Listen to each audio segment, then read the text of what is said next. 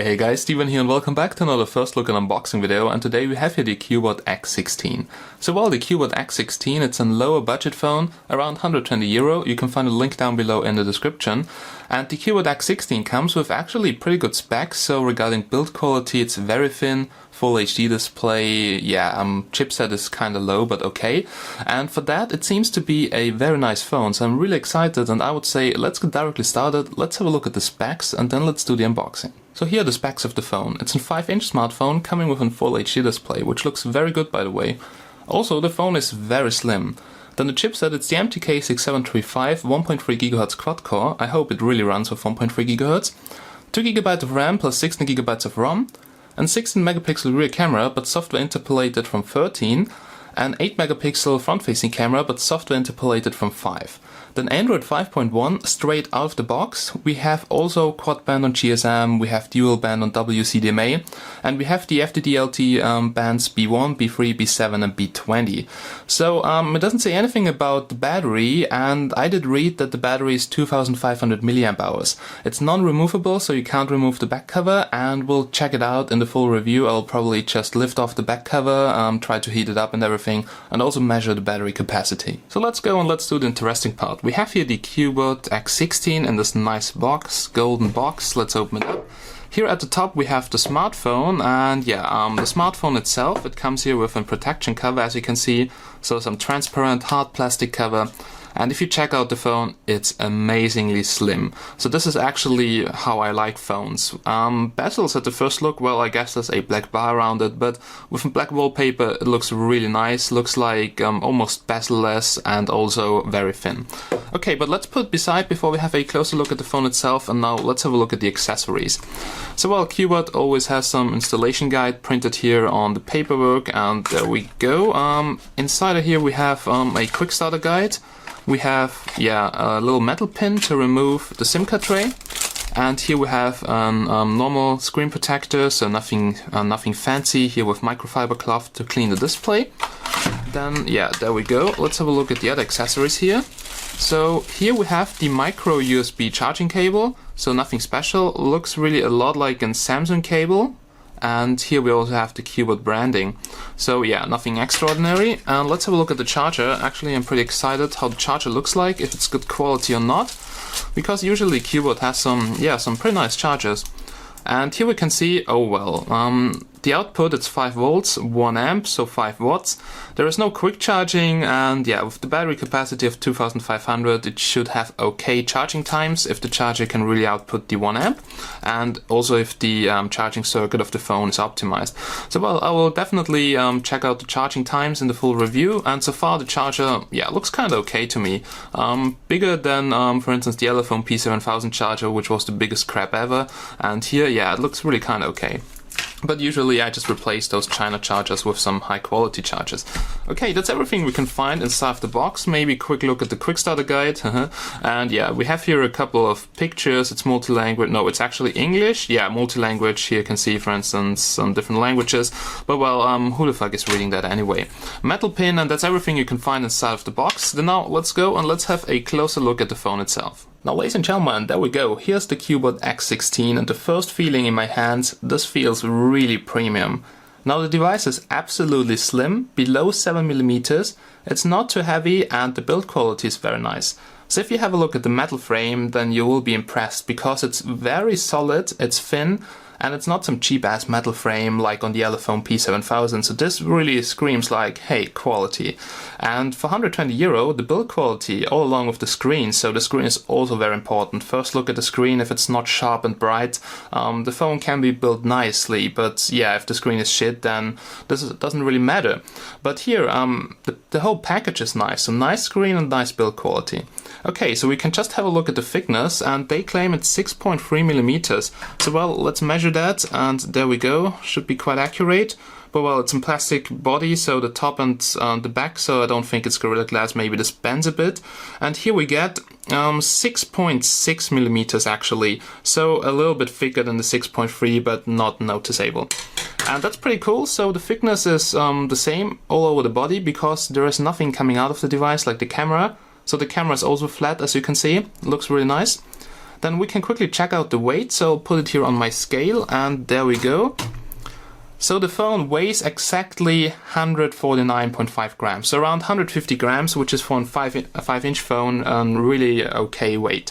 And I have to say, it feels pretty good in my hand, so I wouldn't say it's too heavy or too lightweight, so nice build quality. Okay, then let's talk about the front side here. Now you can see that massive black frame around it. This is the white version. Unfortunately, I always get white test samples, and the black frame around it, looks a little bit disgusting. So the contrast between white and black here, I don't like it so much. Now if you change the wallpaper to a black one, it's harder to see. And if you have the black version, then it looks absolutely nice. But here on the white version, yeah, I just don't like it too much. That is also why they ship it with a black wallpaper, and also all the sample pictures are with black wallpapers, so that it looks bezel-less, but nope, it isn't. Okay, then let's have a look here at the capacitive touch buttons at the bottom. So they are not centered and there is no backlight. They're working fine and nice, so no problem with them, but yeah, they are not really centered, and that gives it a crappy look in my opinion. Okay, then at the top we have light and proximity sensor on the right side. In the middle we have the earpiece. Here we have the front-facing camera, which should be 5 megapixels real and 8 interpolated, and on the left side we have the notification LED. Not really sure right now if it's multicolor or not, but we'll check it out with the light manager when we do the benchmarks. Now the back side, I can't tell you anything about the material, so I'm not really sure if it's Gorilla Glass or whatever. I mean, I can quickly try to scratch it here, and it's not some cheap-ass plastic, so I have to say it looks nice because, yeah, you don't feel any scratch in all directions. That's pretty good. But I can't really tell you if it's Gorilla Glass protection or not. Yeah, you really have to check this out on the website of the manufacturer. At the top here on the left side, we have the rear camera. Now it should come with a 13 megapixel sensor, which is interpolated to 16. Well, I'm not a huge fan of interpolation, makes the picture just look blurry, so I just prefer the native resolution. And here we have the dual LED flash. It's not dual tone, it's just a normal dual LED flash. Cubot logo right over here. At the bottom, C certification, blah blah blah. Not really sure if it's the real one or if there's any documentation about the smartphone, but well, Cubot is a big company and you can be sure the phone will make it through the customs. At the bottom on the left side we have the speaker. Speaker looks nice, yeah, it looks actually kind of big, but well, I can tell you the quality in the full review. Now let's talk about the frame. The frame comes with a double-sided face, and this makes the phone appear even a little bit slimmer than it actually is. So I have to say, it feels very good in my hands, and at the top here we have the SIM card tray. I will just get my pin to open it up, so just give me a second. And here you can see the SIM card tray. So here on the left side we have micro SIM or TF card. So you can extend the internal memory, that's very good, that's something I appreciate. And here on the right side we have a Nano SIM card slot. So this is SIM card slot 1, this is SIM card slot 2. So you can decide, do you want to have dual SIM, then get in here a micro SIM card and here a Nano SIM card? Or do you want to use one SIM card and get in here your SIM card and here a micro SD card up to 64 gigabytes? Shouldn't be a problem at all, and I will definitely try it in my full review. On the opposite side of the frame you have all the buttons, like we have here the power button, and I have to say the buttons are really small, so if you have big fingers it feels a bit strange to press it, but quite responsive as you can see, so have no issues with that. And here we have the volume rocker, so down, up. That one here is really stiff. Power button feels a bit loose, just a little bit, but still feels very good. Now at the bottom of the device we have here the micro USB port, and you see you don't see actually the microphone here. That's because the microphone is here on the front side, just a very tiny hole. Not really sure about the quality, but you will hear it in the full review. And yeah, it's pretty good that's at the front side, because you can't really cover it, and also you speak then, yeah, not really directly into it, but it's not too bad at all. And you can see that on a lot of slim Chinaphones. Okay, yeah, at the top of the frame we just have the 3.5mm headphone jack. Now I did see a lot of IR blasters on some Cubot phones. I would be actually really happy if there would be an IR blaster, so yeah, I use this feature now a lot with my TV, and I honestly can't live anymore without an IR blaster. That would make the phone really nice, yeah, all-around package. So far that's the phone now. From the outside we just had a look at everything, the slots, yeah, all the parts, and now I would say let's jump into Android and let's see what we can find inside. So ladies and gentlemen, the phone is up and running, and I have to say the display looks so incredible nice. So we can also change the wallpaper once again, because so beautiful if you check out pictures here on that full HD display on 5 inches, so some really high pixel density. and it's really absolutely sharp, but also features nice colors and viewing angles. Okay, yeah, probably for the demonstration it's better to use in dark wallpaper so you can see everything better. But let's quickly go here to the settings. Let's go here all the way down to About the Phone, and here you will see that it is running Android version 5.1 Lollipop. So well, when I've got the phone for the first time, there was an OTA, so really OTAs are working. It was also quite huge, so over 100 megabytes with a couple of bug fixes. And here you can see the wireless update, yeah, standard application, but currently it should be up to date because I did the OTA yesterday. Alright, then let's go back here. We can go here all the way up to Wi-Fi. And I have to say, Wi-Fi at the first look looks absolutely poor, so this is really not good. Now the router is in the next room, and we have here fair signal. On my OnePlus 2, on every other phone I get excellent signal with the full link speed, but here only 13 Mbits. Then there is no 5 GHz band in there, so it doesn't find my 5 GHz network, probably also because of the range, not really sure. Yeah, nothing, so Wi-Fi looks incredible poor, and this is not nice. Here we have Bluetooth, so Bluetooth, yeah, I can't really tell you anything about this here right now because I haven't paired it with my car. Here we have Hotknot, and Hotknot is something very similar to NFC, so it allows data exchange when the screen of this device touches another device. And yeah, it works pretty good, but only between other MTK devices, and this is something, yeah, which I don't really like because it's not compatible with NFC. Okay, here under More there's nothing inside, so no NFC. Then here we have the display settings, and here you can see mirror vision is here inside. No sensor calibration, but well, okay. We have gesture controls, we have off-screen gestures, we have air gestures. So basically with the proximity sensor inside of the camera, gallery or whatever. Here we have storage, and here you can see it comes with one big partition. Okay, at least that's something which is really good. And we have 12 gigabytes of total space, around 11 usable after you unpack it. So I've just installed like 20 megabytes of applications.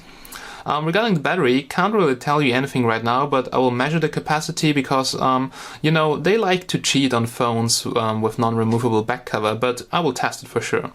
Here we have apps running in the background, so let's check this out. And there we go, guys. So this phone comes with 2 gigabytes of RAM with the 1.3 GHz chipset. The performance is okay.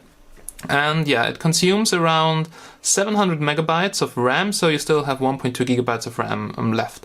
That's okay, could be a little bit better, but well, nothing to worry about. Okay, we have your language and input, and there we go. As you can see, it's multi-language, and it looks like really the full Android language pack, so yeah, there are many languages inside, and this is something which is really good. So even a couple of German languages between Germany, Austria, Switzerland. Really cool. Okay, yeah, that's basically everything we can find here inside. Nothing too fancy. As always, status bar. Let's see if we have anything special here. Yes, a lot of buttons. Cast screen supported. Hotknot inside. Maybe let's have a quick look at the LED flash. Yeah, it doesn't look too weak for the small LEDs. We can have a look here at the menu, and yeah, maybe let's open up the camera, because so far as I see, it just comes with the basic stuff pre-installed. So yeah, normal applications, everything you get on every other Android smartphone. It comes with Google Apps pre-installed, Google Framework, the Play Store, so you don't have to mod the phone. It really comes, yeah, like this straight out the box. Just the only application which was pre-installed, Opera Mini, the browser. But that's basically it.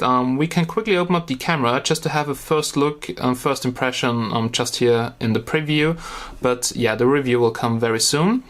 Now, seems to be some kinda slow autofocus. Actually, we have here really nice lighting, but the focus is a little bit slow. Also, it right now struggles really a lot with the exposure because it's very bright here, and if I focus here on the dark area, it brightens up it a little bit more, and then the exposure is off. Okay, we can quickly change the camera. I guess you can do it here. I actually have never seen that before. Looks like some modded camera application. Okay, it's in here. Looks nice and wide angle. Yeah.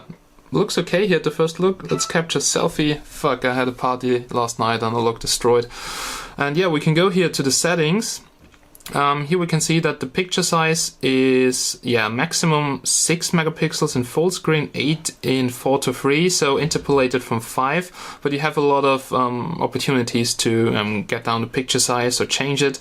And here, let's see if we really have 16. Yes, we have 16 in 4:3, and we have in full screen only 9.5. But well, the full review will come very soon. So well, the benchmarks are finished, and we almost scored 26K here on Antutu with 64-bit. Here you can see the hardware info, and here Android 5.1 finally 64-bit supported, MTK 6735 AT720 and a full HD resolution display. Also the chipset, it clocks now from 300 up to 1.3 GHz, that's really nice. In the ranking you can see it's now like 50% of the performance of a Galaxy Note 4, and before with the 1 GHz chipset it was like 40%. Geekbench, it also improved, 619 single-core score. On the other chipset you get 470, something like that. Multi-core score from 1200 to 1830. Yeah, Android 5.1, blah blah blah, 1.9 gigabytes of memory. CPU-C, once again, let's check this out. Chipset 1.3 GHz maximum, that's pretty good. Device info, nothing fancy in here, just the storage, and here the display resolution, screen size. We can also have a look here at the system info. As you can see, it does not come pre-rooted, there is no root access, so you have to do that on your own. Regarding the temperatures, now the maximum I've got was like 43 degrees, so no overheating on the chipset, even though it clocks now a little bit higher. And it just comes with the basic sensors. So if you have a look at sensor box, then you can see that there is nothing fancy included. There is no orientation sensor, there's no gyroscope, and there's no magnetic sensor. So you just get the basic sensors, which is a light sensor, proximity sensor, accelerometer, and microphones or sound sensor. So absolutely nothing fancy in here, just a basic phone with okay performance, but nice build quality and a super great display, and it's also very slim, as you can see. So that was my first look and unboxing video on the Cubot X16. Review is coming soon. I can't really do more than one video per day, so please be a bit patient right now. Try to finish up all your old work until next week. So stay tuned guys, have a nice day, and see you soon in the next one. Bye bye and stay fresh.